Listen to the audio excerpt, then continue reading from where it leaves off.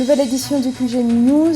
Merci à tous et merci de nous rejoindre. Voici les titres de ce journal. L'opposant Alexandre Barraud-Chambrier, investi candidat du RPM, le Rassemblement pour la Patrie et la Modernité à l'élection présidentielle gabonaise du 26 août 2023.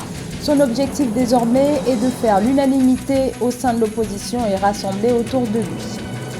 Le président nigérian Bola Tinubu est choisi pour diriger la CEDEAO. Il remplacera à partir de 2024 le dirigeant bissau-guinéen Umaro Sissoko Embalo à la tête de la communauté économique des États de l'Afrique de l'Ouest, bloc régional, au sein duquel les coups d'État sont réapparus ces dernières années dans certains pays de la région.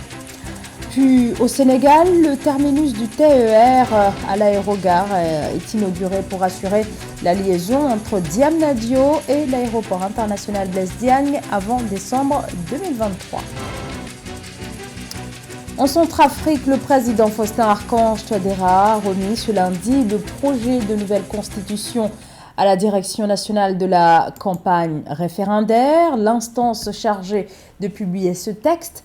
Une nouvelle étape donc pour ce texte à quelques semaines du référendum prévu le 30 juillet prochain. Avec la modification de l'actuelle loi fondamentale, le chef de l'État Faustin-Archange Touadéra pourrait briguer un troisième mandat, ce que lui interdit la précédente loi fondamentale. L'opposition est vent debout contre ce projet. C'est la fin du suspense au Gabon. Le président sortant Ali Bongo Ondimba, au pouvoir depuis près de 14 ans, a annoncé dimanche qu'il sera candidat à un troisième mandat à la présidentielle du 26 août. Face à lui, l'opposition qui tente de s'organiser. Parmi les opposants, il y a Alexandre Barraud-Chambrier du Rassemblement pour la Patrie et la Modernité, un poids lourd de la politique gabonaise. Un temps proche du pouvoir, il se positionne désormais comme l'un de ses principaux adversaires. Samantha Saberou Saboubanga. Le président du Rassemblement pour la Patrie et la Modernité, RPM, Alexandre Barraud-Chambrier, qui est 64 ans, a été investi ce dimanche 9 avril comme candidat à l'élection présidentielle du 26 août 2023 à 2 jours de la date limite de dépôt des candidatures. Pour un Gabon plus démocratique, prospère et solide, le président du RPM entend promettre aux Gabonais de se réapproprier leur pays. En 2016, l'opposant avait donné son soutien à Jean Ping. Pour 2023, il ne soutient pas d'alliés dans la course à la présidentielle à cette étape du processus. Heureux de me retrouver parmi vous dans cette ambiance des grands jours, ici au cœur du 4e arrondissement de la commune de Libreville, qui m'a vu grandir, pour vous annoncer que mon parti, le Rassemblement pour la Patrie et la Modernité, vient de me faire l'insigne honneur de me désigner comme candidat à l'élection présidentielle du 26 août prochain. L'investiture d'Alexandre Barraud-Chambrier, qui est intervenu quelques heures avant l'annonce de la candidature du président sortant Ali Bongo Ondimba, s'est faite en présence de personnalités politiques de l'opposition, entre autres Jean-François Toutou-Méman, Jacques Adiayeno, François Ndon Obion, François Ondo Edou et Mike Joktan. J'ai accepté en toute humilité et en toute responsabilité de relever ce défi pour vous, pour notre pays. Le président du RPM promet entre autres de réformer le système administratif actuel, redresser l'économie nationale. L'économiste et homme politique Alexandre Barraud-Chambrier est un ancien membre du Parti démocratique gabonais PDG, parti au pouvoir qu'il a quitté en février 2016 avant de rejoindre l'opposition. Il a occupé entre 2007 et 2012 divers postes ministériels, dont celui du pétrole et celui de ministre délégué auprès du ministre de l'économie, des finances, du budget et de la privatisation du Gabon. Les travaux de la 7e session de la commission mixte de coopération Maroc-Guinée se sont ouverts ce lundi à Dakhla, un événement présidé par le ministre marocain des Affaires étrangères Nasser Bourita et son homologue guinéen Maurice Sandko Kouyaté. Au cœur de ces assises, le renforcement de la coopération sud-sud. Les deux ministres ont réitéré la nécessité de consolider leurs relations de coopération. C'est ainsi que les travaux de cette 7e session ont débouché sur la signature de plusieurs accords bilatéraux. Écoutez à ce propos le chef de la diplomatie guinéenne, Maurice Sanda Kouyaté. Nous voulons faire de cette relation, de cette coopération entre nos deux pays, des relations gagnant-gagnant. Il faut que nous y tenions. Sortir de l'assistanat pour nous concentrer sur la coopération gagnant-gagnant. Et c'est ce que le Maroc et la Guinée sont en train de démontrer, que la coopération sud-sud peut être un exemple pour le reste du monde. Retour maintenant sur la 63e session de la conférence des chefs d'État de la CEDEAO, la communauté économique des États de l'Afrique de l'Ouest, qui s'est achevée le 9 juillet en Guinée-Bissau. Plusieurs sujets ont été à l'ordre du jour, dont le choix du nouveau président de l'organisation. Et c'est le président du Nigeria, Bola Tinubu, qui a été élu président en exercice de la CEDEAO en remplacement en 2024 du chef de l'État bissau-guinéen Umaro Sissoko Embalo.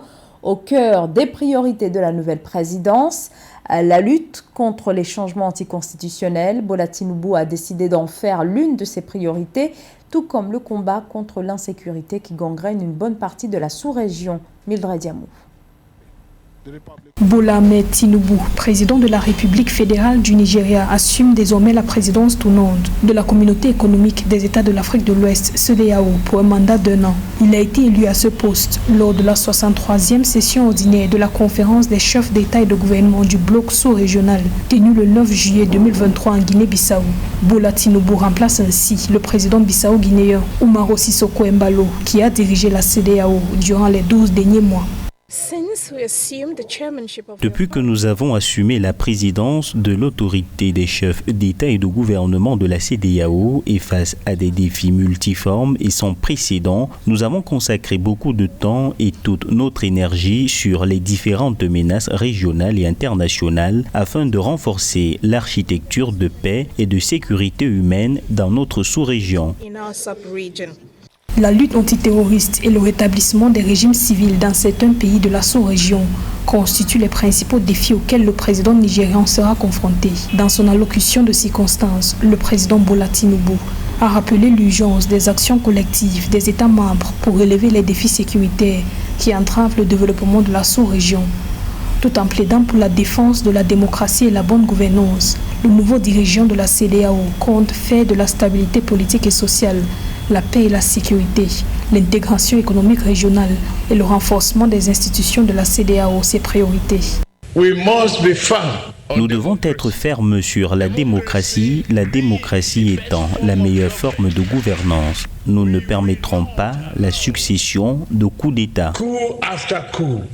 Le président Tinubu aura également pour principal chantier l'accélération du plan d'action régional de lutte contre le terrorisme 2020-2024 et l'opérationnalisation de la force en attente de lutte contre le terrorisme de la CEDEAO. Bola Tinubu est le 8e dirigeant nigérian élu à la tête de la CEDEAO. C'est le premier engagement régional, continental et international du chef d'État depuis sa prise de fonction le 29 mai 2023 en tant que 16e président du Nigeria. Au Sénégal, le terminus du TER à l'aérogare est inauguré. Inauguration de ce terminus du TER à l'aéroport international le 8 juillet dernier. L'infrastructure devra assurer la liaison entre Diamniadio et l'aéroport international Blaise Diagne avant le mois de décembre 2023. Les précisions de Philomène Tine. Le président sénégalais Macky Sall a réceptionné le terminus du train express régional connectant Diamniadio à l'aéroport international Blaise Diagne ce samedi 8 juillet 2023 à Diass au Sénégal. Cette deuxième phase du train express régional permettra de passer à 22 trains pouvant accueillir chacun jusqu'à 565 passagers contre 15 trains à la première phase. Un projet dont la réalisation a coûté 8 milliards de francs CFA. Cette infrastructure moderne, harmonieusement intégrée dans l'écosystème architectural de l'aéroport international, porte en effet le symbole du Sénégal en construction, le Sénégal des chantiers de l'émergence qui avance à grands pas sur la voie du progrès. Le terminus du TER de l'aéroport international Blaise Diagne comprend également un pont d'une longueur de 195 mètres connectant la gare au terminal de l'aéroport avec un tapis roulant pour faciliter le déplacement des passagers. Ma vision des infrastructures a toujours été de considérer que ce qui est bien pour les pays développés l'est aussi pour le Sénégal, et que si nous voulons le meilleur pour nous et pour les générations d'après, nous devons nous donner les moyens de nos ambitions. Le TER, train express régional, continue de faire le bonheur des populations sénégalaises selon les autorités. À fin octobre 2022, ce sont environ 60 000 passagers qui ont été transportés chaque jour avec des recettes générées de 9,6 milliards de francs CFA par mois par le TER au Sénégal. La gastronomie camerounaise et sa grande diversité. Trésor Nula ont fait la promotion, une valorisation des recettes traditionnelles qu'il s'approprie avec des touches personnelles. Mais l'entrepreneur culinaire se veut toujours au plus près des saveurs locales. Reportage Nathalie Moore.